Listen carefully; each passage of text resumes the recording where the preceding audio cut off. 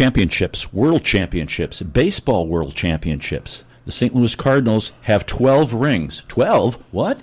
Can't you count? Oh, we're going to find out more on St. Louis in Tune.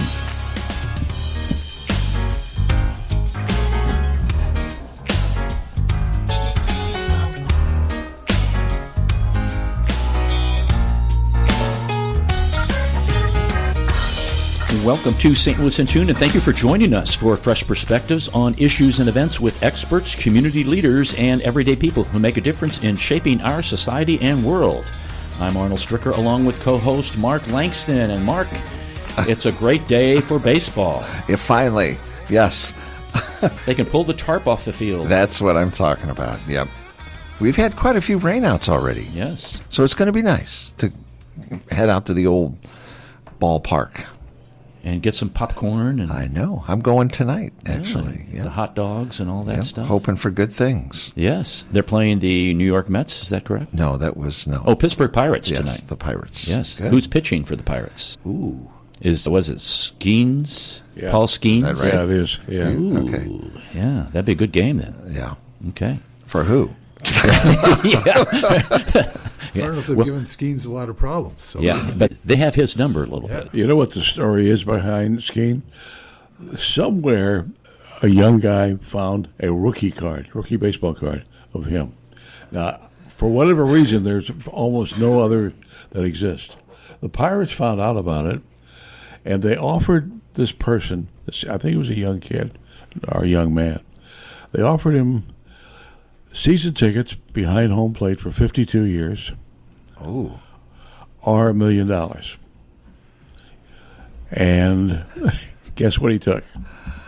He took the $1 million. He took the $1 million. His family insisted on it because he's got a brother, and they said, that way we know our kids are going to go to college. Now, if he takes the season tickets, he could sell those over the course of 52 years. It's a strange story. I don't know where that rookie card came from or existed, but the story that I read didn't tell me that. But anyway, he's the brightest young pitcher in baseball, I guess, or at least one of them. And they offered him $1 million or season tickets for 52 years behind home plate in Pittsburgh, and they took $1 million. I might have resold some of those tickets. That's my point. Yeah, that's my point. You could, for 52 years. Yeah. You probably get more than $1 million, but the $1 million is up front. So, So that interlude on Paul Skeens was from Ron Jacober, and we're gonna talk. I'm sorry. No, you're fine. You're fine. We're gonna talk more to Ron and our other guest in studio, Robert Tiemann, here in a moment. We're glad that you've joined us today, folks. We want to thank our sponsor, Better Rate Mortgage, for their support of the show. You can listen to previous shows at stlandtune.com. Please help us continue to grow by leaving a review on our website, Apple Podcast, or your preferred podcast platform. Our return to civility today is especially important if you're going to the ball game. Be very careful when you're carrying beverages in a public space. While spilling coffee on someone's shirt is the beginning of many romance stories, in reality, a spill will likely ruin someone's day. That's right. Or you get sued. Especially if it's hot coffee and it's not marked on the outside that it's hot. There was a story the other day about a McDonald's coffee thing, and they make it really hot, okay? This woman got in the car and spilled it on her little son, on his tummy and below, and burned him, and they're suing McDonald's because they said it was too hot. Yeah, I read that article. Yeah, that was crazy. in the newspaper. So now it doesn't only say hot on the outside, it says very hot, don't spill on your child. Oh, yeah. No, that's Common sense, folks. That's right. Common sense. You never know. No, you really don't. So we are going to be talking about 12 rings, stories of the St. Louis Cardinals World Championships. And in studio, we have Robert Tiemann. Bob is an award-winning baseball heavy hitter historian. Boy. Who has written several books and contributed to and edited many journals for the Society for American Baseball Research. He's the author of 64 Cardinals, Immortal Moments in Cardinals History, and the co-author of 12 Rings. I love that. He's probably one of the best baseball historians around. Now, before we get started, gents, when I saw the book, I said 12. No, we're 11. That's why we're going to talk about that, Mark. I was quickly corrected, but I can't wait for the folks to listen. Okay, yeah, we'll get that. Because it's an interesting story. It is. It really is. Well, I've always thought 11, And I've been really wondering if we're going to get any more. Is it the Red Sox that are getting close to us?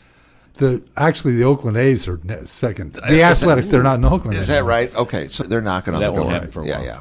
They're at 9. Oh, see, that's too close for me.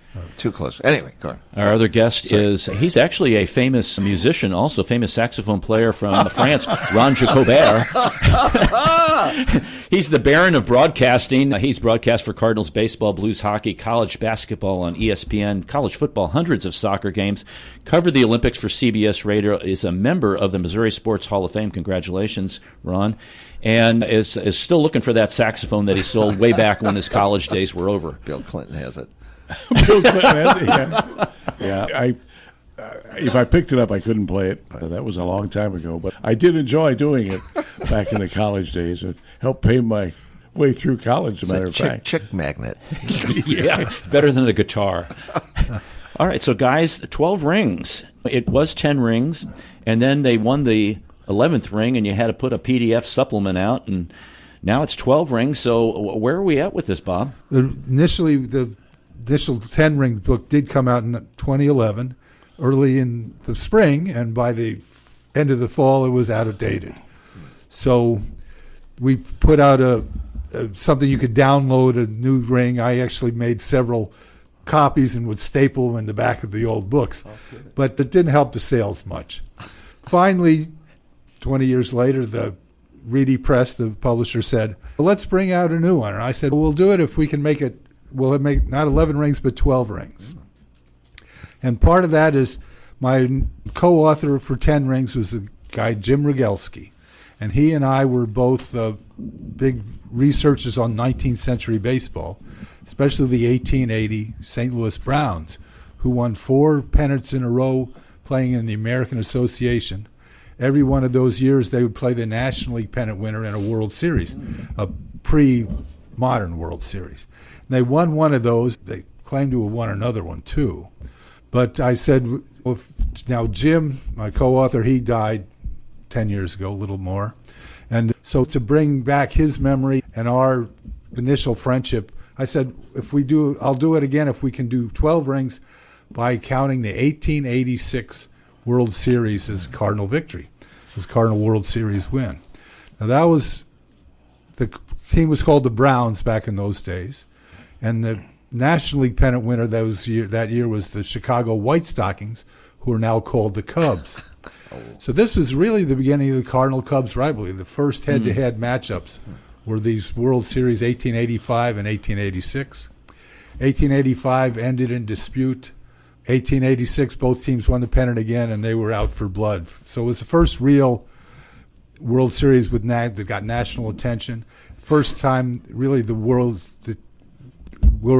World Series were put together at all. Wow.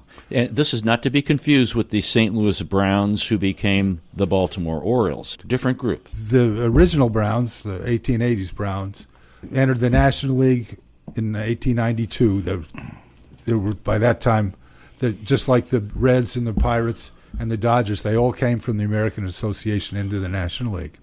But contrary to what people may think, I did not cover that World Series in 1886. You were playing saxophone somewhere, right? That's right. In Jamaica, as a matter of fact. One of the interesting things we found about 1886 was the gambling that went on. Really? Yeah. Locally, according to the research that we found, an estimated $50,000 was bet on that World Series. That's a lot here of in money. St. Louis in 1886. Wow. That was a lot of money. Now, it wasn't legal, of course, just like it isn't now yet. But Bob and I were not there at that World Series. I just wanted to clarify that. And that's $50,000. The total gate receipts for the 6 games of the series was just over $13,000. Wow. And the players, the Browns players, got half of the kicker on the series was this was a rematch from last year's disputed series, so the winning team would get all the gate receipts and the losers would get nothing. Ooh. Oh, that's tough. That's brutal. That's brutal, yes. But the Browns won. Motivate The owner, Chris Vondere, he gave half of the winnings to the players, which turned out to be $530.50 per man. Not quite what you get in the World Series. No. And the White Stockings didn't have somebody who was from the crowd that leaned and got in the way of a foul ball or anything like that. No, the Cubs lost legitimately, as they often have. So as we go through this book, you really, winner takes all. You've got that initial Cardinal Cub, what I'm going to call Cardinal Cub, kind of winner takes all at the front end, and then you go through each series in some pretty interesting detail. What are some of the things that, of any of the series, let me ask you this, what's your favorite series? Or do you have one? My favorite series was, I guess, 1982. Me too. Yeah. Really? Just because I just moved back to St. Louis to launch my career as a baseball historian, and I've been in St. Louis ever since. And it brought baseball back in a way that it hadn't been in this town for a dozen years, 15 years. I remember that series. I was at that first game. Mm-hmm. They lost 10-0. I sat in center field, got the seats given to me from a friend, and he couldn't attend, and it was like, holy smokes. I've never seen the St. Louis streets after that win the way that I saw. It was crazy. It was crazy. Because I was at Channel 5 in those days covering all that post-game stuff. And it was nuts because it had been a long time since Cardinals. They weren't very good in the 70s. No. And it had been a long time since they won. But as you look at the lineup in 1982, it's almost like it was last year. Tommy Herr, Lonnie Smith, Keith Hernandez, George Hendrick, Darrell Porter, Willie McGee, Ken Oberfeld, and Ozzie Smith were the starting lineup. Wow. And pitcher Joaquin Andujar, Bob Forsch, John Stupert, Bruce Sutter, Jim Catt.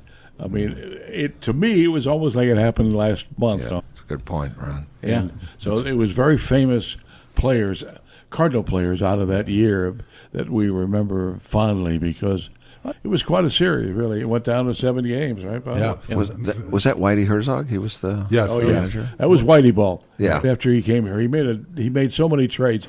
I think he traded 13 players after he got here. To try to, Gussie Boyce hired him because he was GM and manager, wasn't he? During that time, at that point, yes, he was.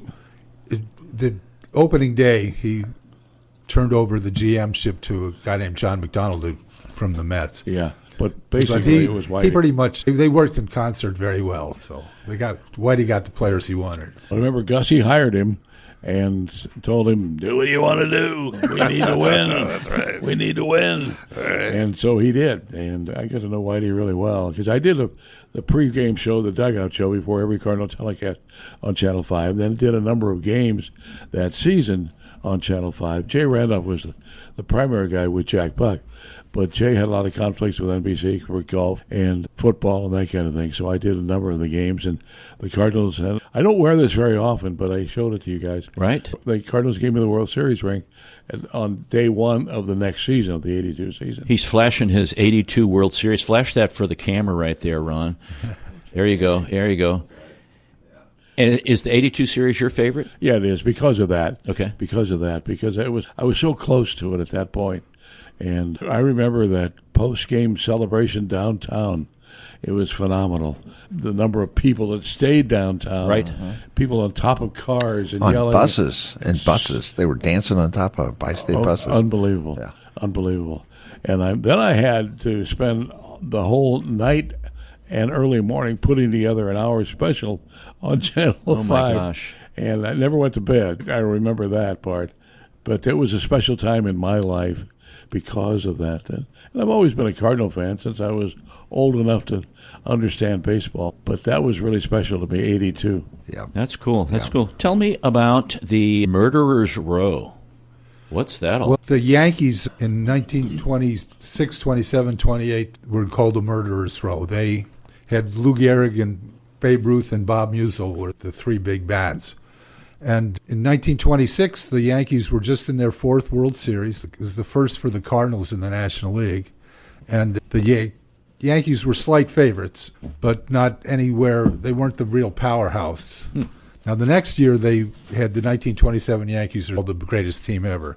The 26 Yankees were basically the same team, but the Cardinals beat them out in 7 games, very close, tightly played 7-game series. And that set off St. Louis for a celebration unlike really any other St. Louis has ever had before or since. And they say that the downtown streets you couldn't walk because there was so much wet confetti because it rained that night. Wow. That the cars couldn't get traction. People were falling all over. And maybe there was a little Prohibition era hooch somewhere. Some revelry going on. Yes. A little revelry. Oh, my goodness. The other one that I really liked was 2011, primarily because of David Freese. And Freese will live in Cardinal history forever. And it's interesting because the Cardinals wanted to put him in the Hall of Fame, and he refused. Turned it down because I shouldn't be in for one swing of the bat. And he moved to Texas to get out of the notoriety, and he couldn't go anywhere without people recognizing him and wanting to talk about it. And he's a very quiet guy, but now I think he's coming back some to help in spring training and things like that. But the David Freese home run was unlike anything I've ever seen. It was. He told me, he said, "I've never hit a ball harder. Never hit a ball harder. Dead center field into that grassy area." And the Cardinals went out away from losing that series. It's like one strike away twice or something? Two or three times. I see his point, Ron, but I still think he should have gone in there. I think they should have put him in. He will be eventually. Yeah, because that was, like you say, it was such an important swing of the bat. Yeah, but he said Hall of Fame should be for career, not for one swing of the bat. Okay. You got to respect that. It wasn't. Yeah. The moment, the real ecstasy moment, wasn't the home run in the 11th inning, but the triple in the 9th inning with 2 outs that tied the game and kept the Cardinal season alive. Exactly. The right fielder misplayed it, too. Yeah. Sitting in the upper deck, and so you could see him drifting back, so you think he's got it, game over. And then he didn't get it. So, He turned the wrong way, and Freese sliding into third base was indelibly etched into my mind, too, in addition to the home run. It's those kinds of exciting moments that they vibrate through the rest of the team and get everybody pumped up. Well, if you're a real baseball fan, you remember those kinds of things forever. That's true. We've got Alberto's turned Boston's impossible dream into a nightmare. We always love that for Boston. Gibson goes the distance for Gussie Busch's first title. People don't know about Enos Slaughter a whole lot. That was our parents' generation. My mom always would go to the Sportsman's Park and get the autographs of the crew. What do they call them? The Gas House Gang, and would watch them play pepperball there, back and forth, and Pepper Martin. What Cardinal are? I don't want to put you on the spot here, but give me the names of like 3 to 5 Cardinals that you think really they capture the Cardinal experience. 3 to 5 Cardinals who capture the Cardinal experience. Pepper Martin was he was the wild horse of the Osage, and he was a wild man. Hustled everywhere, never wore a jockstrap, never wore a cup, but took life into his own hands. Slid face first, head first, everywhere, every base. It was almost manic when he played ball, and that's really the ultimate in Cardinal hustle with Pepper Martin. In 1931, he was a virtual unknown until the World Series, and then he hit 500 for the series, 12 hits, stole 5 bases, and was named the Sportsman of the Year just for his World Series achievement that year. That's crazy. And then played with the Cardinals all the way through 1944. So. My first player has to be Stan Musial. I was a young guy when I was growing up, and I used to listen to the Cardinal games with Harry Carey, and I was a right-handed hitter who was hitting my make-believe home runs over my dad's garage, thinking I was the next Musial. I got to know Stan really well. My late father couldn't believe it when I told him that Stan and I were on a first-name basis, so I got to know him really well. He's number one in my mind because I was around Stan a lot, never saw him rude to anybody. He used to carry cards around like a baseball card that were already autographed. He'd hand them out to anybody who would want them. I saw him just stand and sign. His signature stuff is not worth all that much because he signed so much. But he was my main hero, but that would be number one in my mind. And I eventually wound up doing commercials for his company, Stan the Man Inc., on KMOX on Sports on a Sunday Morning that I did for 25 years. And I would do it. And I was told he would turn it on just to hear it because he liked the way I did the commercial. And then he'd turn it off again. But Stan was an amazing individual. Yes. I've never saw him rude to anybody. I'm sure he had bad days, but I never saw any of them. And I don't think he listened very well, though. I told the story about he saw a young waiter from one of the South St. Louis restaurants and said, how are you? Oh, I'm not very good, my dad. Oh, good. He just wouldn't listen. But when he was given the Medal of Freedom by President Obama, he took his harmonica into the White House, and all over he was playing Take Me Out to the Ball Game in the White House. Wow. Now, he had a lot of dementia in those days, but I'm told that he really came alive for that short period of time. But he was the gem. He was my main guy. I also was a big fan of Kenny Boyer. I thought he was terrific third baseman, and the captain, they used to call him. Harry Carey, for whatever reason, didn't like Kenny Boyer. He used to rip him on the air. But I don't know why, but apparently they had some words at one point. But I was with Boyer the day he got fired as the Cardinal manager. I was doing the Cardinal game in Montreal. We were doing a doubleheader. They had a doubleheader. I wasn't doing both games. We just did one game again. And the Cardinal general manager showed up between games to fire him. Now, wow. And fired him. He fired him between games. But Kenny was not a great manager. I'd be the first to admit that. So I had a plane flight back to St. Louis because I was not going to go on with the team. So I can express my condolences to him, and I said, Kenny, I've got a flight back to St. Louis at 5 o'clock. You want me to try to get you on? Absolutely. So I called the airline, got him on, and we had to change planes in Chicago. And I called the newsroom and said, all right, I'm with Boyer. You're what? I said, I'm with Boyer. I'm the only guy in the world that knows where he is, okay? We're going to land at this time at Lambert. Meet me with a camera crew out there. So all the way back, Kenny spilled his guts to me. I mean, about everything going on with management, with ownership, with players. We're about 10 minutes out of St. Louis. And I said, Kenny, I've got a camera crew waiting to do a short interview. Oh, I won't do that. I said, for 3 hours, you've been spilling your heart to me. You won't talk to me? He said, no, I can't do it today. I have to wait and do it, maybe do it tomorrow. So we get to Lambert, and I couldn't communicate with the camera crew that he wasn't going to talk. So he gets off the plane, walks through, the lights come on, and he really got angry. Shoved the cameraman, and I told you I wouldn't talk. He apologized the next day. But I explained to him what happened, that I couldn't. But I like Kenny Boyer. I thought he was a terrific ball player and a wonderful captain of the team back in those days. One of the best Cardinal third basemen ever. Oh, yeah. He wasn't appointed captain. No. But he earned it from all his teammates. The players called him captain. Yeah, but right. He had the ultimate respect for players from all Cardinals and the opposition team. He hits a big home run in Yankee Stadium. Yeah. And, 64 series, yeah, right? 64 First World Series game I was ever at. That's right. Is that right? Brother Cleat playing for the Yankees also. Both third basemen, by the way. Yes. This is Arnold Stricker with Mark Langston of St. Louis in Tune. We're going to take a brief break. We've been talking to Ron Jacobert. He's the Baron of Broadcasting, and Bob Tiemann, who's the heavy-hitting historian here. And we're talking about the latest book, 12 Rings. Stay tuned. We'll be right back. Everyone in St. Louis promises a better mortgage rate, but what you really need to turn that perfect house into your dream home is a better mortgage. At Better Rate Mortgage, we open the door to so much more. Whether you're purchasing your first home or taking cash out to make your dream home even dreamier, our door is open. Come on in and get started today. We'll show you how. Call Sean directly at 314-375-3293 or online at betterratemortgage.com. Remember, at Better Rate Mortgage, a better rate is just the beginning. betterratemortgage.com. NMLS ID 2401335, an equal housing lender.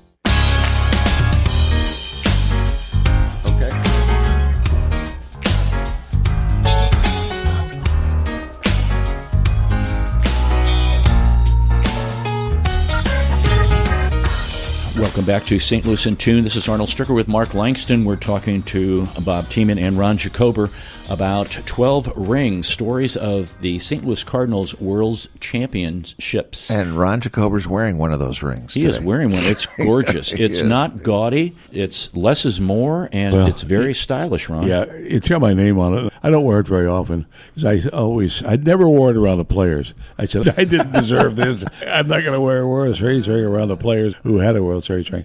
But the players these days want so much bling in it. They want so many diamonds in it. And I call it a doorstop. They become so big that you can't hardly wear it. I don't wear this very often, though, but I wore it today because we were talking about 82. Yeah, absolutely. And so it was neat that they gave it to me on opening day in 83, and I was surprised. Now, I asked previously, if you've just joined us, I asked both of our guests, name an individual Cardinal who really exemplified Cardinal baseball. And Bob said Pepper Martin. And for those of you who don't know who he is, you can get the book and find out a little bit more about him. Ron mentioned Stan Jacober. My next question is... Stan Jacober, you mean? Stan Musial. I could be Stan. Senior moment for Arnold there. Yeah, senior moment for me. Yeah. I had one other player to that, and that's Ozzie Smith. Yes. I think Ozzie exemplified what it's like to be a Cardinal. And continues to do that. Continues to do that, Right. yes. That's absolutely. a big thing. Who's the most underrated player of the Cardinals for your thoughts? I'll give you time to think about that as I talk about the book. Folks, you can get this book from Reedy Press, REEDY Press.com, Reedy Press, and they go into all of the World Series wins, including that 12th one that Bob was talking about where the St. Louis Browns defeated the White Stockings, and you're going like, that's not Cardinals. The Browns became the Cardinals, the White Stockings became the Chicago Cubs. So there you are. You got to go back and listen to the interview to find it all. Better yet, get the book. That'll explain it. Okay, guys. One of the favorite of mine who won 2 World Series rings for the Cardinals was Julian Javier. Oh, he was haven't heard that name. Second baseman. Yeah. second baseman, just a acrobat, the phantom they call him. You couldn't.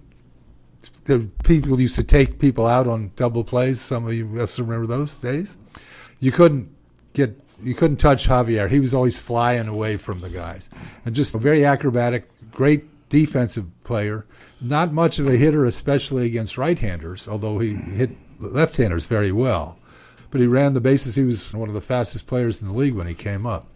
And the kind of guy that, to be a repeat champion especially, you got to have the steady guys who aren't going to be the big star, and Javier's one who can Interesting. fit that bill. Okay. I don't know if he qualifies as being underrated. I think he does. I'm talking about Keith Hernandez. Okay. Now, Hernandez, his reputation was soiled a little bit here in St. Louis because of a drug issue, and Whitey traded him. And Keith later on admitted that he, with many other players in that era, were using performance-enhancing drugs.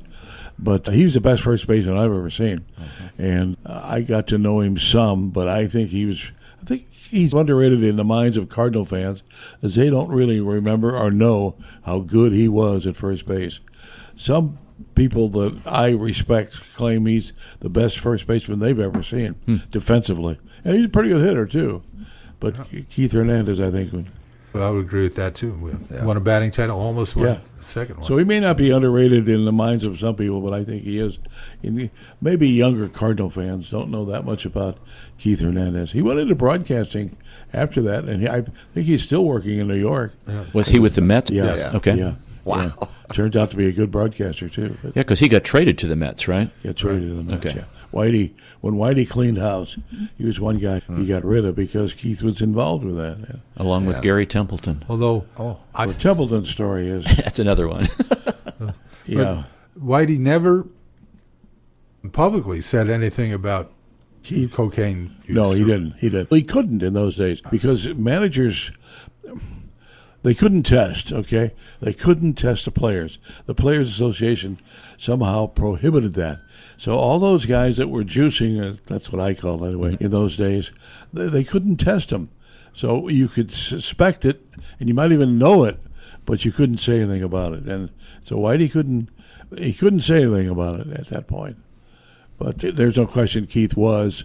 And he later admitted it, of course. But how much influence, like I think back to Mike Schilt and how he used that book that he was given from George Kissel. George Kissel. Talk a little bit about George Kissel and his impact on the Cardinals and the Cardinal organization. Well, he was the keeper of the flame, really. Starting around the time Whitey Herzog came in, George was now the dean of Cardinal minor league coaching. He was a coach for Whitey, wasn't he? Like third base coach or something? I don't know that he was ever I a don't coach. think he ever Okay. really had a on-field role. He was the instructor, so to speak. Okay. The par excellence instructor. Okay. Infielders would go to him all the time, and he taught a lot of ball players the right way to play baseball. And players really respected that. But those were the days when coaches coached. When coaches analyzed players based on what they did on the field, what kind of a character they were, they didn't use all these statistics that have become in vogue now. Yeah. And that's what happened with Schilt, by the way. Schilt would be given, well, when they brought in Jeff Luhnow, okay, it was the Moneyball concept, okay, where Right. you judged a player based on statistics rather than as an athlete or as a player and what he could and couldn't do. Mm-hmm. And every morning I'm told that Schilt would have a book on his desk at the ballpark about who he should play, how he should play him, who he should pitch, how you pitch this guy, that guy. And many times it went in the trash can. Mm-hmm. And when the Cardinals found out about it, at the end of that season, they fired him on the phone. Mm. And now that's the current thing you've got to do, apparently, to exist in baseball, is buy into the statistical analysis of players rather than your own judgment. And that's what happened with Walt Jocketty, the Cardinal general manager. Walt was a great analyst, great keen eye for talent, and he was able to, and he made some marvelous trades, by the way. But when Luhnow came in, who wound up in Houston, by the way, eventually, Walt could not accept that statistical approach to judging players, and that's why they fired him. Ironically, they're going to put him in their Hall of Fame coming up, Jocketty, and he died just about 2 weeks ago. I knew Walt. He was on with me every Sunday morning from start of spring training till the end of the baseball season for about 10 years. I got to know him really well. I got to really respect him. But he was an old-school general manager. He would judge players and had coaches judge players based on their talent and their approach to the game and their knowledge of the game, not on a bunch of numbers. And he couldn't accept that. And so that's why they fired him. Now they put him. Unfortunately, they're going to put him in the Hall of Fame now after he died. But I'm told that he was aware as he was dying that was going to happen. That was going to happen. So he knew it. But Bob, did George Kissel play ball? Is that how he got this, or was he just this? He in the minors. He never made majors, but he quickly. I think the story goes that he quickly, when he figured he wasn't going to be a star player, he turned to coaching, and that became his life. And there was no analytics in George Kissel. It was all what he saw. Yeah, so how to move your feet, how to to make your throw. I think there's probably a balance between those two, because sometimes some players will perform in certain situations that you wouldn't expect, and maybe the stats say that's going to happen, but maybe they're having a bad day or somebody's having a good day. And you can't judge them totally on statistics, and that's what's happened with a lot of teams. That's the current philosophical approach to scouting players, I think. And some guys just can't accept that. Walt couldn't accept it. And the whole basis for that analytic approach is that every at-bat's the same. Every pitch is the same. And I've been to ball games where, David Freese hits the ball off the wall and changes the game. Every bat's different, it seems. There you go. So anyway, that's the statistical approach to the game these days. And Ali Marmol, the current manager, I'm sure, subscribes to most of that. Mm-hmm. He makes a lot of decisions based on what he's told, and the analytical people. I'm just amazed and whenever, I know we've talked before, and we've talked with our other baseball guru guy who comes in here. Gosh, I'm buffering. You know who I'm talking about? Yeah. Are you buffering too? I am. We're not taking buffering. We're buffering our brains. Ed Wheatley comes in and talks about baseball too. Ed's a dear friend of mine. Yeah. He's very knowledgeable, by the way. Very knowledgeable. What the biggest thing I just don't understand is this. I grew up during the 60s and watching the Cardinals and Bob Gibson pitching all these complete games, and Steve Carlton and even Bob Force. They'd pitch all these complete games, and there were like very few relievers on the 64 World Series team. You had the knuckleballer, Barney Schultz, and you had somebody else. Kurt Simmons was on that team. He was the pitcher. But now it's, okay, gee, I've gone 100 pitches and I need to stop, or I've gone 90 pitches, I need to stop. And then it's always, okay, this is the setup guy, and then this is the setup for the setup guy. Okay, now this is the closer. But Gibson I remember he told McCarver, what are you doing out here? Get back behind the plate. What he told him is, you don't know anything about... The only thing you know about pitching is you can't hit it. Yeah. So get back behind the plate. Yeah, Tim told that story a number of times. Love it. What's with all that? I know, then they're getting paid millions and millions of dollars. And I think, oh, gee, every inning they're out there, they're making like $400,000. What is this all about? Why can't they? Nolan Ryan, 200-something pitches a game. Yeah, that would be rare, 200 pitches, but a lot of guys. Gibson told me, oh hell, I threw 150, 160 pitches, a lot in a game. It's the philosophy of the game. It's how the game has changed. The pitchers are trained from the time they're even in high school. If you go 5 or 6 innings, that's great. Throw as fast as you can for as long as you can. As fast as you can, as long as you can. Bob's right about that. So they throw so hard. I think one of the worst things that's happened to baseball is the radar gun. Because after every pitch, whether you're at the ballpark or watching on television, it's the speed of the pitch. People have become so enamored. Enamored, I guess is the best word. Yeah, good word for it. About how hard you're throwing. Oh, my God, he's throwing in mid-90s. Yeah. Oh, he's dropped a mile or two. Right. What's wrong with him? He's only throwing 93 now. And it didn't used to be up there. Gibson didn't know how hard he threw. No. It's about movement, and it's about placement. Not many of Wainwright's pitches were very fast. No. It's pitching. It's guys that can pitch rather than throw. Right, yes. And a lot of them just get up and throw. Right. Throw as hard as you can, as long as you can. So they only go to 5 or 6 innings. They're trained that way. That's a great analogy, pitching and throwing. Yeah. And That's true. It's perfect. And it seems like I always call these guys head cases because they get out there and it's kind of like Rabowski did his. He had a shtick that he did, and that was part of his deal, his persona. But it's like they get up there, and to me, it's okay. You're up here. This is what you do. This is what you're paid to do. But agents are a big part of this too. That's true. That's true. Agents run the game. What were you going to say, Bob? I was just going to say that it's all about location, not velocity. Yeah, and pacing yourself. Gibson would have the same velocity pretty much at the end of the game as he did first, because he didn't have to. He wasn't using it all the way through. That's true. Yesterday's Cardinal game, Ryan Hillsday, the last pitch of the game, 102 miles an hour. 102 miles an hour. So if you do that, you're not going to pitch very long. No, you can't do it. No. Physically, you can't do it. But that's where the game I think it would shorten somebody's career too. If you're certainly does. They have a short career. Oh yeah, not all of them, but very short careers for pitchers these days. Okay, guys. Wow, it's interesting how short pitchers they don't pitch long. They don't pitch a lot of innings anymore because of that. I think because of that velocity issue there too. That's true. I used to like watching Gibson pitch 8, 9 innings. Oh, and you knew the game was going to be 2 hours, right? Because he didn't mess around. No. Do you know that Gibson? Let me get this right now, Bob. You can help me. More complete games than victories.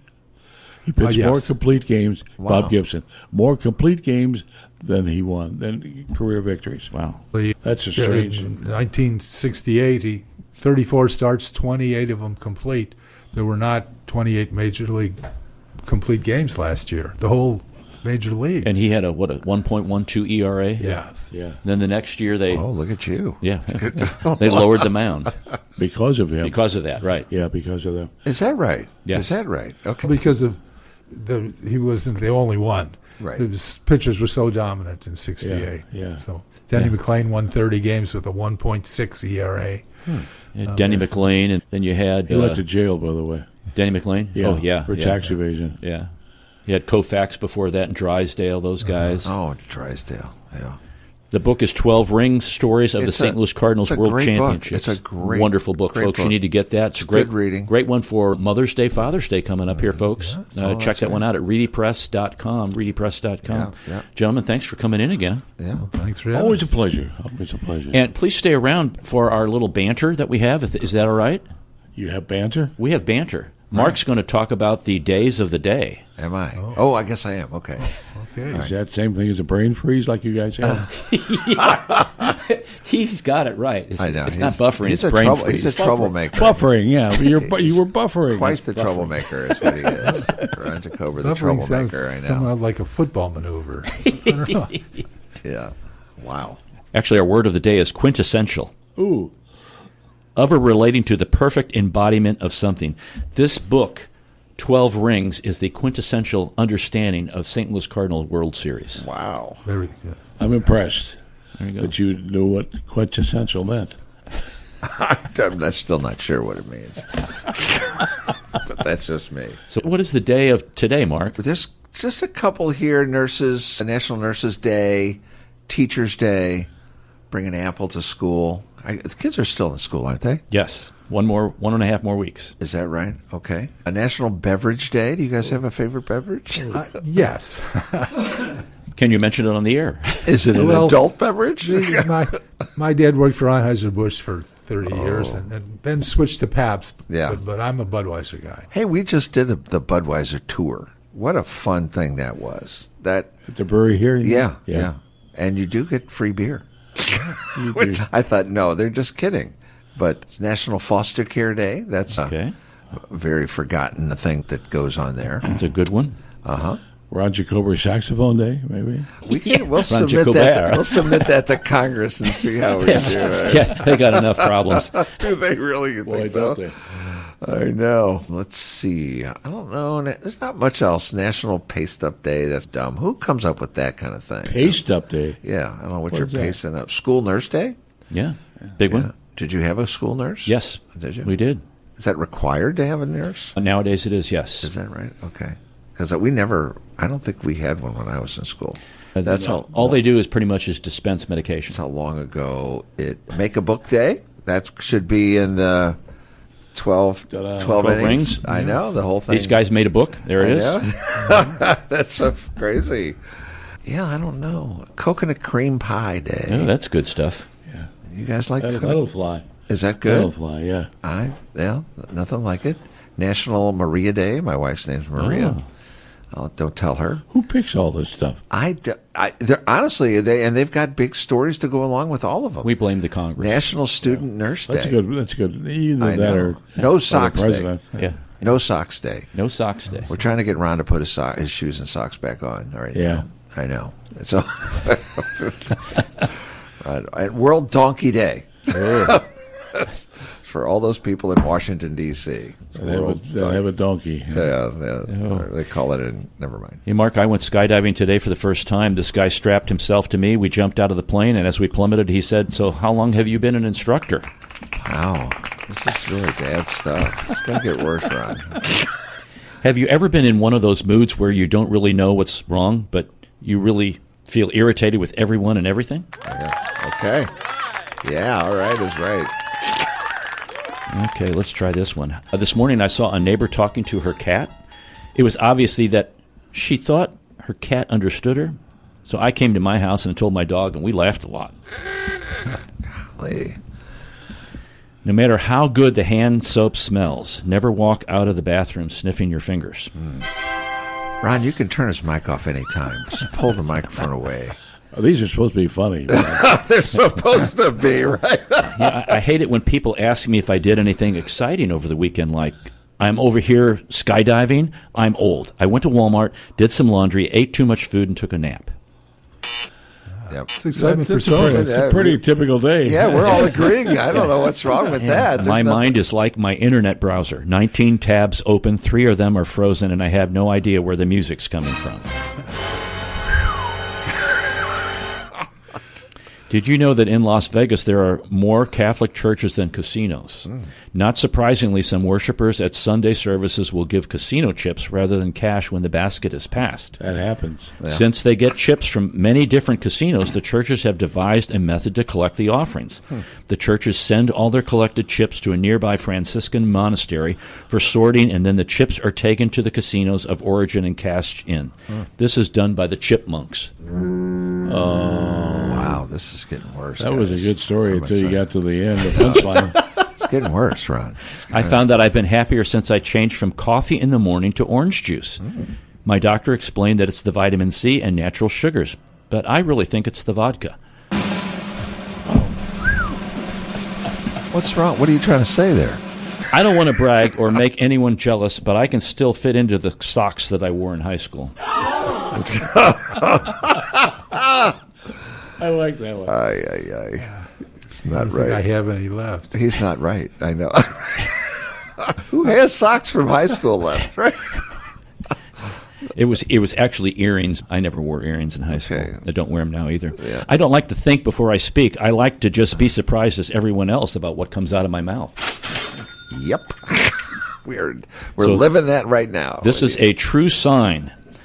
It said, septic tanks pumped, swimming pools filled, not same truck. Wow. It's a tough room. I like that. Tough room.